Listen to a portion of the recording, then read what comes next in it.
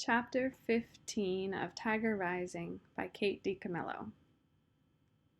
By the time they made it back to the motel parking lot, it was dark outside, and they were both laughing so hard that they could barely walk.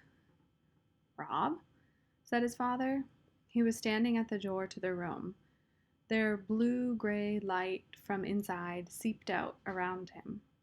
"Yes, sir," said Rob. He dropped Sistine's hand. He stood up straight. "Where you been?" "Out in the woods." "Did you finish up all them jobs I told you to do?" "Yes, sir," said Rob. "Who you got with you?" his father said, squinting into the darkness. Sistine drew herself up tall.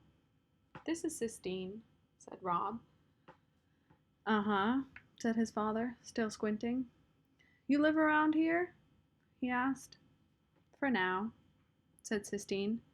"Your parents know you're out here?" "I was going to call my mother," said Sistine. "There's a payphone down in the laundry room," said Rob's father. "In the laundry room?" Sistine repeated, her voice full of disbelief. She put her hands on her hips. "We don't got a phone in the room," Rob said to her softly. "Good grief," said Sistine. "Well, can I have some change at least?" Rob's father reached into his pants pocket and pulled out a handful of coins. He balanced the money in the palm of his hand, as if he was preparing to do a magic trick, and Rob stepped forward and took the coins from him and handed them to Sistine. "You want me to go with you?" he asked her.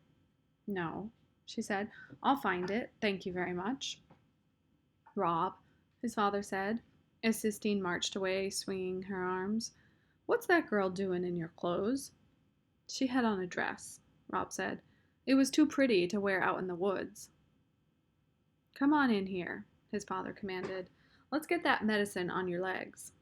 "Yes, sir," said Rob. He walked toward the room slowly. His happiness had evaporated. His legs itched.